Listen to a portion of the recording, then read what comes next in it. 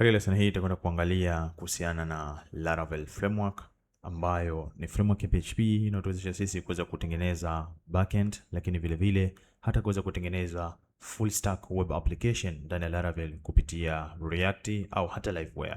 Jina langu ni Mohamed Hafidh Mohamed kutoka Soma Taaluma, na moja kwa moja kama ambavyo tunaifahamu PHP ina framework yake tofauti tofauti, lakini miongoni mwa common frameworks ambazo zinatumika ni hii hapa ambayo ni Laravel, na imekuwa ni miongoni mwa framework ambayo inapata chati kutokana kwamba na urahisi wake wa namna ya kuweza kuhandle vitu vya aina mbalimbali. So tunaweza tukaingia vitu vya muhimu ambavyo vinahitajika kwa ajili ya kuweza kuweza kutumia Laravel.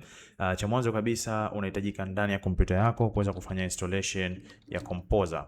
Composer ni software ambayo itatuwezesha sisi kuweza kuinstall vitu tofauti tofauti. So utaingia katika website hii ya Composer na kuweza kuidownload Composer na kuifanyia installation ndani ya kompyuta yako. Na mara baada ya kuweza kufanya hivyo, documentations ndio kila kitu ambacho kitakachokuwa sisi kinatuendesha. So kama ambavyo tunaona tupo katika latest version ya Laravel ambayo ni Laravel 13 kwa muda huu ambapo na record lesson hii.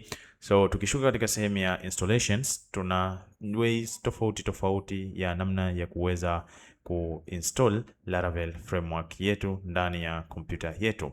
Lakini vile vile tunaweza tukafanya installation ya Laravel installer, tunaweza tukatumia vitu tofauti, lakini kwa vile tayari tunayo Composer, basi ni njia rahisi zaidi ya kuweza kuinstall installer yetu. Kama ambavyo tunaona tunayo command hapa ambayo ukiclick Composer global require Laravel installer, na ikiwa kama tutaitumia command hii itatusaidia sisi wakati wa kuweza kutengeneza application kuweza kurun command moja kwa moja Laravel new na tukaandika jina la ile web application ambayo sisi tunaihitaji. So hatutakuwa na uhitaji kwamba kila wakati tena niweze kukariri ama kuweza kuitumia direct link ya GitHub repository kwa ajili ya kuweza kuinstall Laravel framework. So tunashauri kwanza kuweza kufanya installation ya Composer, lakini vile vile kuweza kufanya installation ya Laravel installer, na mara baada ya kuweza kukamilisha hayo tukutane katika lesson ambayo itakayofuatia juu ya hatua kwa hatua namna gani tunaanza kutengeneza project settings ambazo zinafanywa wakati wa kutengeneza